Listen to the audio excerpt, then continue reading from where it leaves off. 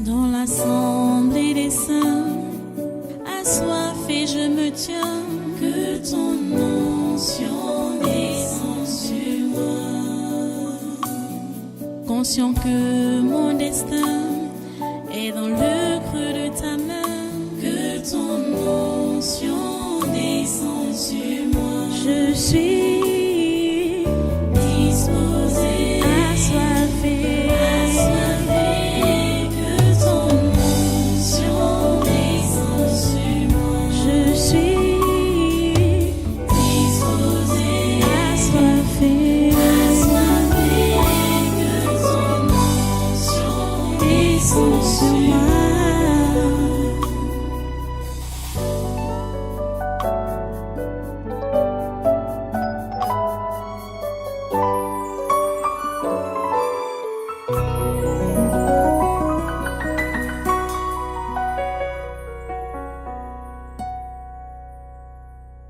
Voilà, prends ta Bible, on repart dans notre texte d'Exode.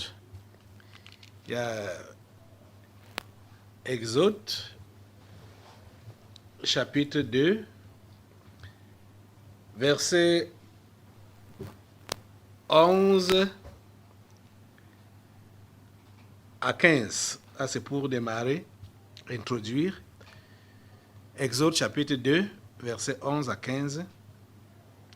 En ce temps-là, Moïse, devenu grand, se rendit vers ses frères et fut témoin de leurs pénibles travaux.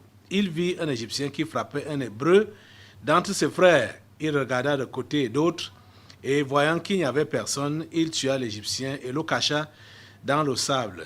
Il sortit le jour suivant, et voici deux Hébreux se querellaient. Il dit à celui qui avait tort, « Pourquoi frappes-tu ton prochain ?» Et cet homme répondit, « Qui t'a établi chef et juge sur nous? Penses-tu me tuer comme tu as tué l'Égyptien ?» Moïse eut peur et dit, « Certainement la chose est connue. » Pharaon apprit ce qui s'était passé et il cherchait à faire mourir Moïse. Mais Moïse s'enfuit de devant Pharaon et il se retira dans le pays de Madian où il s'arrêta près d'un puits. Prions le Seigneur. Dieu Tout-Puissant, Saint, nous te remercions pour ta parole de cet instant, pour ta parole de ce moment que tu nous donnes. S'il te plaît, Père Saint, permets que la compréhension de tes enfants soit claire par rapport à tes interpellations par ces enseignements. Oh Dieu, s'il te plaît, donne à tous tes enfants des oreilles de disciples et que ta volonté s'accomplisse dans nos vies par ta parole. Oh Seigneur, s'il te plaît, fais-le. Au nom puissant de Jésus, nous voici devant toi, nous voici à tes pieds. Nous nous attendons à toi, Seigneur. Merci, parce que tu agis. Au nom puissant de Jésus, nous avons prié. Amen. Amen.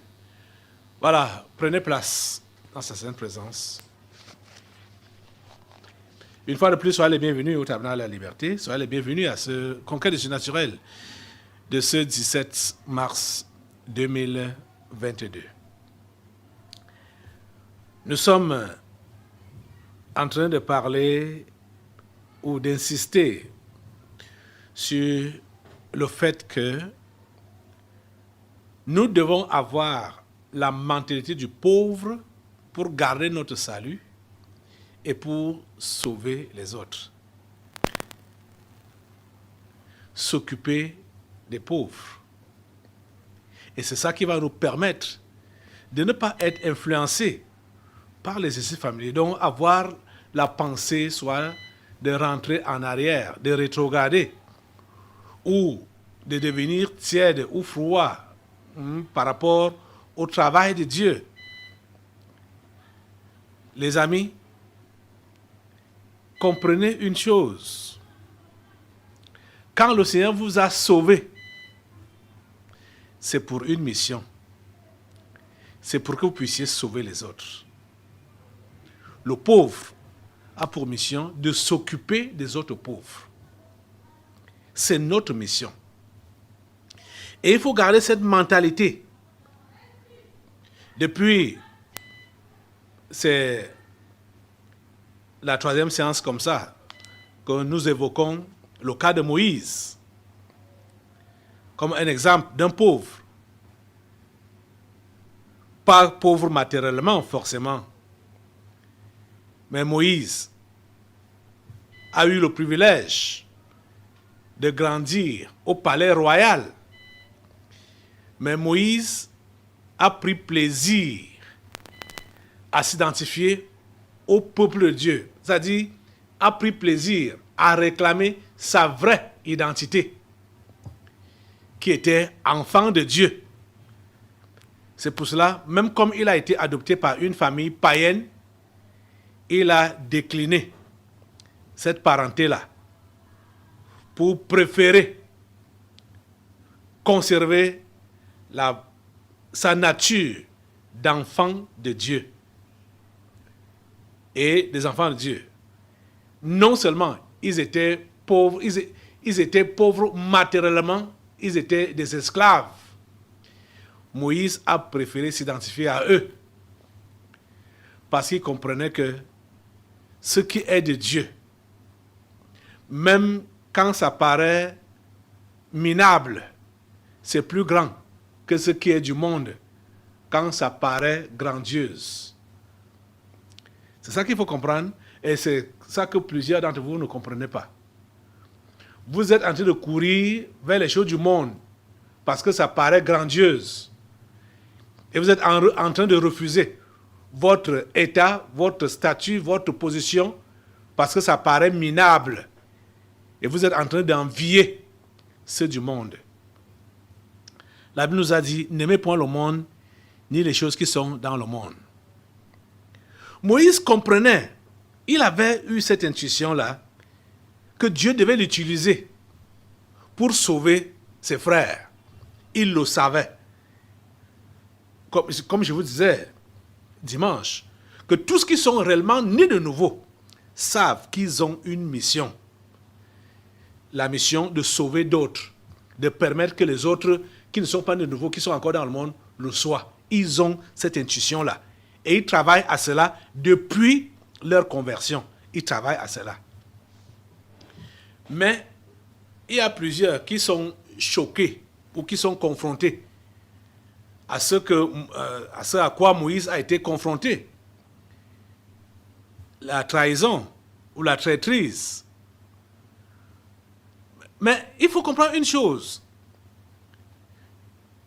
Tu n'as pas cru en Jésus pour les beaux yeux de ton voisin avec qui tu fréquentes la même communauté.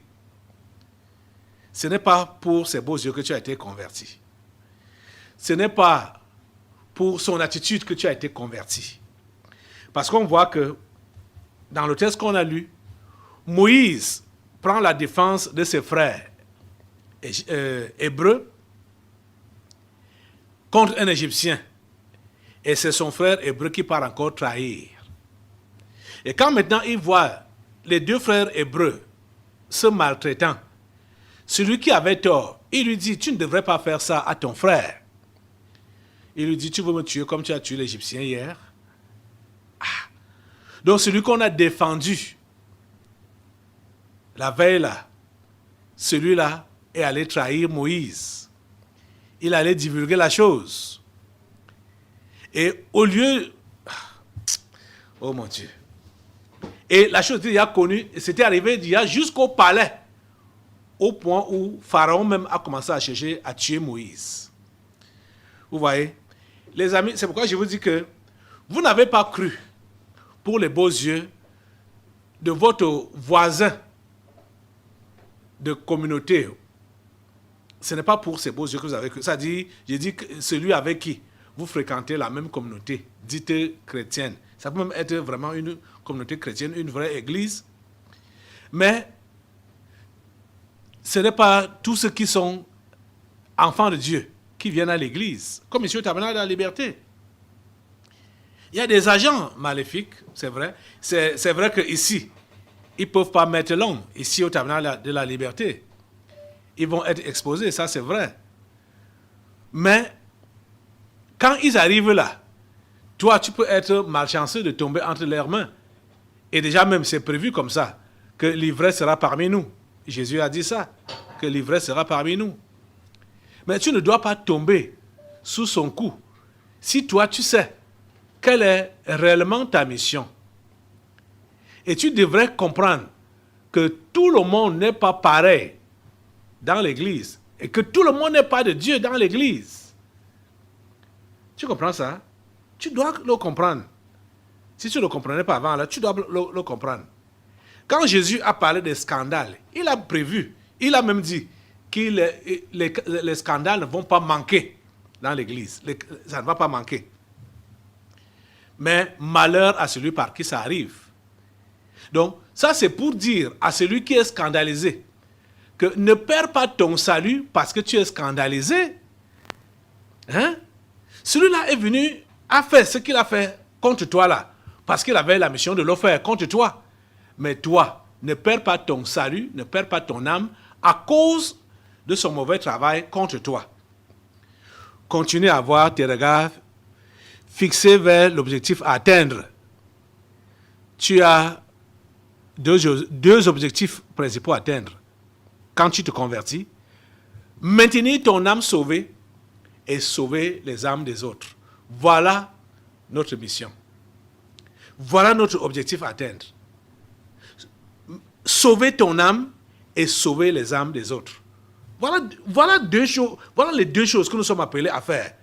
Donc, les autres trucs qu'on vous a dit là-bas dehors, tels que percer, tels que voyage, tels que machin, ou comme ces faux prophètes ont annoncé leur machin là, c'était encore quoi là, parlant, c'est que les deux qui sont, oui, un nouvel ordre de vie. C'est quel nouvel ordre de vie? C'est quoi comme nouvel ordre de vie? Un nouvel ordre de vie. Ouais, des thèmes bizarres, des paroles qui n'ont pas de sens. Des paroles qui n'ont pas de sens. Ouais. Vous avez été berné par ce genre de discours-là. Et pour que ça vous quitte, c'est difficile. C'est difficile. Vous devez manger de la bonne nourriture pour que cette mauvaise nourriture que vous avez mangée depuis là puisse partir. Mais plusieurs trouvent la bonne nourriture comme étant dure, difficile à digérer. Vous êtes en train de contredire la parole. Vous êtes en train de contredire la Bible. La Bible dit que ces commandements ne sont pas durs à respecter. Les commandements de Dieu ne sont pas durs à respecter. C'est vous plutôt qui êtes désobéissants, rebelles. Vous ne voulez pas obéir à ces directives. Ouais. Moïse a été trahi par les siens et il s'est vu obligé de fuir. Et surtout, comme Pharaon menaçait également de le tuer, Moïse s'est enfui. Il s'est enfui. Il allait dans le pays de Madian. Il est devenu un berger. Il a commencé à servir un prêtre païen. Il est devenu un berger. Comprenez? Et voilà, on va continuer un peu la lecture au chapitre 2 là, verset 16. Le sacrificateur de Madian avait 7 filles. Elles vinrent puiser de l'eau et elles remplirent les auges pour abreuver le troupeau de leur père. Les bergers arrivèrent et les chassèrent. Alors Moïse se leva, prit leur défense et fit boire leur troupeau. Quand elles furent de retour auprès de Réuel, leur père, il dit, « Pourquoi revenez-vous si tôt aujourd'hui ?» Elles répondirent, « Un Égyptien nous a délivrés de la main des bergers, et même il nous a puisé de l'eau, et a fait boire le troupeau. » Et il dit à ses filles, « Où est-il? Pourquoi avez-vous laissé cet homme?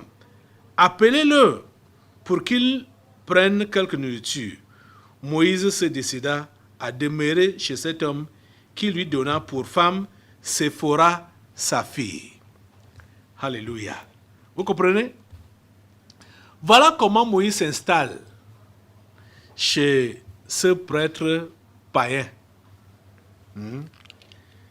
le sacrificateur de Madian, un prêtre païen. Vous avez vu ce qui a favorisé son installation dans cette maison? Il a pris la défense des bergères devant les bergers. Les bergers ne voulaient pas que les bergères, dont les filles de Réuel, puissent faire abreuver leurs troupeaux. Moïse a pris leur défense, il les a protégés, et non seulement ça, il s'est mis à puiser de l'eau pour abreuver le troupeau de ces jeunes filles. Elles étaient 7. Oh mon Dieu. Ça dit, le comportement de Moïse est en train de dévoiler réellement le comportement d'un sauveur.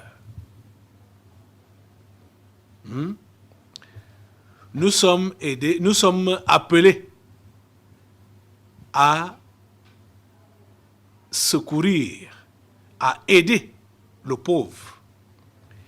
Et vous voyez que Moïse, dans tout son comportement, sans se faire inviter, on a vu le premier geste qu'il a eu à faire en Égypte. Quand il a vu qu'un pauvre était malmené, maltraité, il a pris sa défense. Il a tué l'agresseur. Il voit maintenant que deux pauvres ne s'entendent pas. Ils se malmènent. Ils procèdent au conseil. Et celui qui avait tort n'écoute pas son conseil. Et Moïse se rend compte qu'on l'a trahi. Moïse fuit. Dans sa fuite, il voit des filles qui sont en difficulté, des bergères qui sont en difficulté. Sans se faire prier, Moïse prend naturellement leur défense. Voilà le cœur d'un enfant de Dieu. Voilà le cœur d'un pauvre. C'est-à-dire, quand il voit les autres pauvres qui sont malmenés, il se met à leur place et il est prêt à prendre leur défense. C'est comme ça que Moïse a fait. Donc, pour défendre ses bergères et les aider dans leur travail. Prêt à aider, prêt à secourir, prêt à protéger. C'est naturel, c'est spontané. Dans le cœur, ça c'est le comportement naturel de celui qui est sauvé.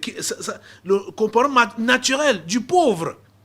Je veux que vous puissiez vous rappeler de la réaction de David quand on lui a raconté, quand le prophète Nathan est venu lui raconter l'histoire qui le concernait, mais il ne savait pas, parlant de ce pauvre qui a été abusé par un riche de la ville, qui a eu une visite, un voyageur, et il avait beaucoup de brebis. Il avait un grand troupeau avec beaucoup de brebis et tout ça. Il n'a pas pris une brebis dans son troupeau pour accueillir son étranger. Il est plutôt allé prendre la seule brebis du pauvre. La colère de David s'est enflammée. Il a dit que cet homme mérite la mort. Et il doit restituer au quadruple. Vous voyez? Il était outré par ce genre de comportement-là. Ça, c'est l'attitude du pauvre. Il se met à la place des autres pauvres. Il dit, mais qu'est-ce qu'on a fait? Qu'est-ce que celui-ci a subi? Qu'est-ce qu'il subit comme ça? Ce n'est pas juste, c'est injuste. Il faut la réparation. C'est comme ça. C'est spontané. C'est instantané en lui. Dans le cœur du vrai pauvre là. C'est-à-dire, l'attitude ou le cri des autres pauvres, ou la maltraitance des autres pauvres, ça le touche au plus haut point. Vous voyez? Et il est prêt à intervenir. Sans se faire prier, sans se faire inviter, il est prêt à intervenir. Vous comprenez? Pour chercher à mettre le pauvre à l'aise, le maltraité ou l'opprimé à l'aise. Si vous avez été sauvé par Jésus, vous êtes enfant de Dieu. Comme je vous parle là, c'est ça qui doit être, c'est ça qui doit bouillonner dans votre cœur. voir ceux-là qui sont sous l'oppression, ceux-là qui sont maltraités, ceux-là qui sont molestés, comme celui-là qui a été aidé par le Samaritain. Vous êtes prêts, votre cœur est prêt à venir au secours de l'autre qui est maltraité. Vous le montrez spontanément. Et vous le faites spontanément. Et vous le faites sans chercher de rémunération, sans chercher d'être payé. Parce que quand Moïse a posé cet acte, il n'a rien fait de plus. Il est resté à son endroit. Il est resté là au puits. C'est le père des filles qui remarque que les enfants sont rentrés plus tôt que d'habitude. Mais qu'est-ce qui s'est passé? Il voulait donc savoir, il pose la question pour savoir ce qui s'est passé. C'est là qu'il a donc la révélation qu'il y a un homme, elle croyait que c'était un Égyptien, qui les a aidés. Non seulement a pris leur défense devant les bergers, mais les a aidés même à travailler, à puiser de l'eau pour abreuver le troupeau. Vous voyez, on voit toujours dans l'attitude de Moïse le caractère du pauvre, ce qui caractérise le pauvre. Vous voyez, le vrai pauvre, hein, c'est-à-dire celui-là qui dépend de Dieu en tout, partout et pour tout. Il dépend de Dieu. Il sait qu'il n'est rien sans Dieu. Il n'a rien sans Dieu. Il ne peut rien sans Dieu. Dieu est son tout. Voilà comment il se comporte. Voilà comment il se comporte. Il est prêt à venir au secours des autres. Sans se faire prier, il est prêt à intervenir. Et c'est ça que Moïse a montré ici là. Et vous voyez, quand on allait l'appeler, il n'attendait pas une rémunération. Il a juste vu que les filles se sont maltraitées, malmenées par les bergers. Non, il faut que je prenne leur intervention. Et vous voyez, c'est quelqu'un qui est déjà même, qui est également courageux. Hein? Vous voyez, il était seul. On ne dit pas le nombre de bergers qui étaient là, mais ils étaient nombreux. Les bergers étaient nombreux, mais Moïse a pris leur défense. Il n'a pas eu peur devant toute cette multitude. Il a pris la défense des bergers et s'est mis à travailler avec les bergers pour faire abreuver leur troupeau. Vous voyez?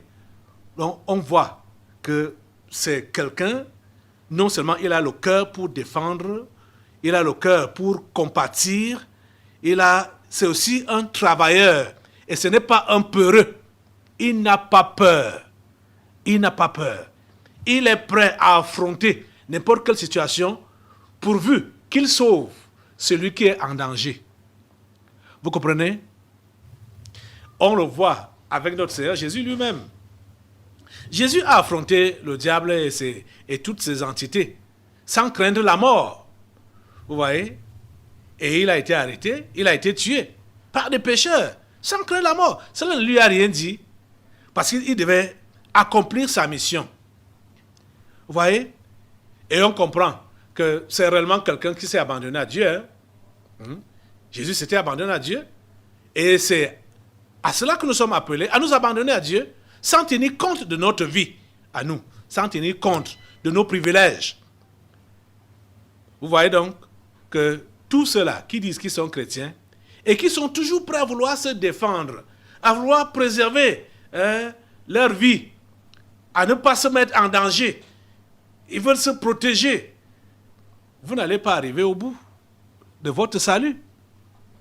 Parce que là, vous êtes en train de montrer que vous ne comptez plus sur Dieu. Vous voulez préserver vos vies. Vous voulez protéger vos vies. Vous voyez? Il faut comprendre. Ça dit, l'attitude de Moïse nous montre tout ici.